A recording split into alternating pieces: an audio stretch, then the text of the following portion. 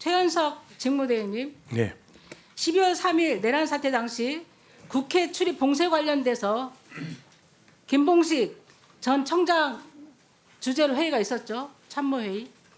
회의라고 따로 있는 게 아닙니다. 그냥 상황실에 다 네. 모여 있었습니다. 네. 그때 오부명 그 공공안전차장, 주진우 경비부장 등 같이 모여서 회의를 했었죠.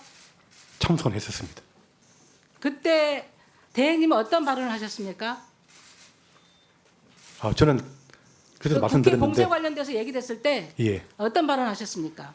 저는 이 상황이 굉장히 민감하고 논란이 되는 상황이기 때문에 결정을 함부로 하지 마시라고 이렇게 말씀을 드렸습니다. 지난주에 그 행안위 질의에서 우리 용해인 의원님 그리고 신정훈 위원장님이 이 자리에 그 포고령의 위헌성, 위법성에 대해서 문제제기한 사람 있습니까? 물었을 때 나와서 얘기했었죠.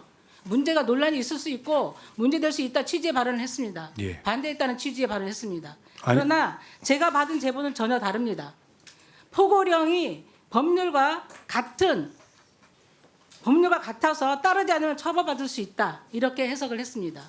그래서 이것이 김봉식 전 청장, 조지호 전 청장이 적극적으로 국회 출입을 봉쇄할 수 있는 명분을 제공했습니다. 이에 대해서 어떻게 생각하십니까?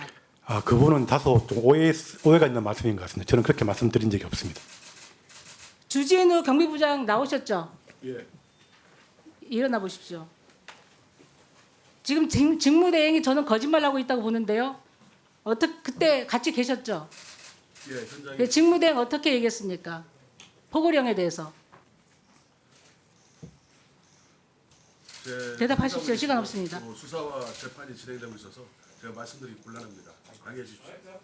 그거를 그러면은 그 부분에 대해서 포고령은 법률과 같기 때문에 이행하지 않으면 처벌받을 수 있다. 이렇게 얘기한 걸로 해석하도 되겠습니까?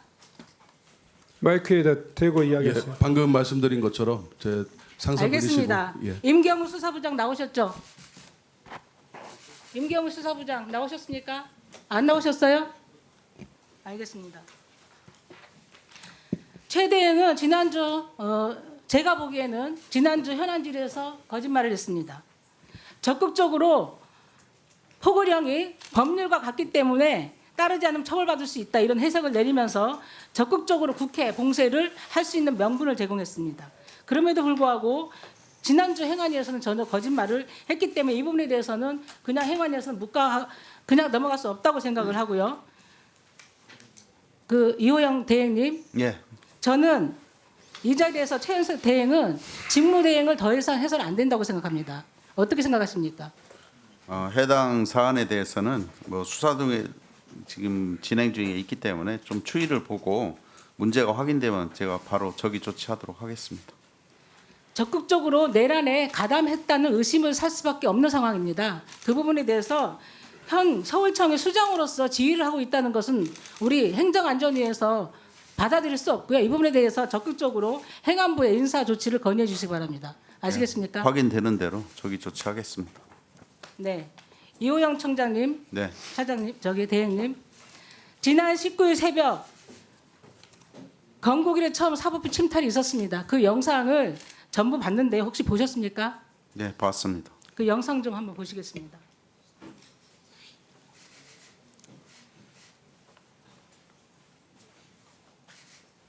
이들에게 맞아 피 흘리는 경찰관까지 목격됩니다. 이게 후문 쪽이에요. 근데 저 동그라미 원안에 있는 사람들이 수신호를 하죠.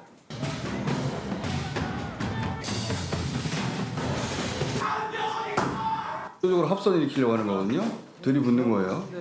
또 다른 판사 집무실 문을 발로 부수는 장면도 포착됐습니다. 서부지방법원에 난입해 폭력한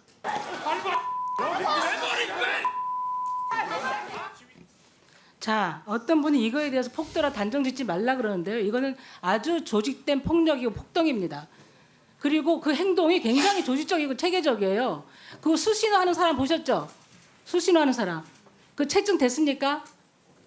아까 영상에 수신호하는 사람 보셨죠? 그러니까 확인을 해봐야 그분의 지휘에 될 것 따라서 그 사람의 지휘에 따라서 그때부터 폭력이 시작이 돼요. 그리고 그 판사들이 7층에 있는지 어떻게 합니까? 7층에 집무실이 있는지 어떻게 합니까? 같아요. 그거는 바로 제가 7층으로 올라갑니다. 그리고 관제실이 있는 곳, CCTV가 있는 곳, 서버가 있는 곳 다 찾아갑니다.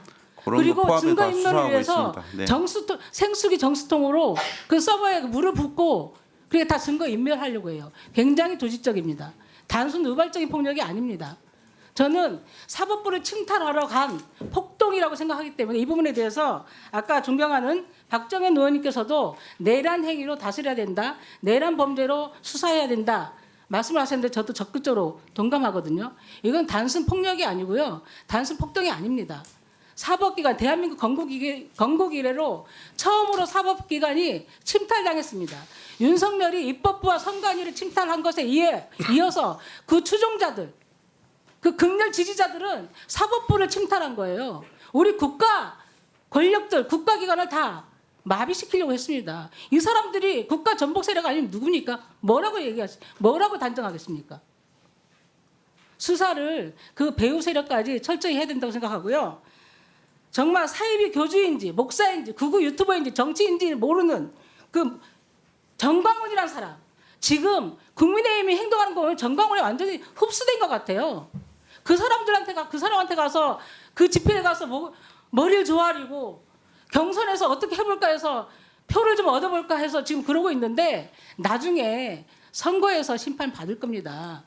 그러기 위해서는 정광훈 목사, 극우 유튜버들, 배우 세력이 누군지 아까 의원께서도 얘기했습니다마는 한남동에서 젊은 청년들, 방공 청년단이라고 하는, 그리고 얼마 전에 국회에서 와서 자칭 백골단이라고 하면서 기자회견 했던 사람들이 저는 다 연결된 것처럼 보이거든요. 폭력 조직을 만들었다고 생각을 하거든요. 다 연결됐다고 보기 때문에 그 연관성을 다 수사를 하십시오. 그리고 다시는 이런 일이 없도록 경찰들이 저는 폭도들에 의해서 정말 다치고 중상을 당하는 일이 없도록 철저하게 수사하고 발본색원하십시오. 알겠습니다. 지금 수사에서도 철저하게 그 의원님 말씀하시고 전체적으로 포함해서 잘 살펴보고 있고요. 철저하게 수사할 예정입니다.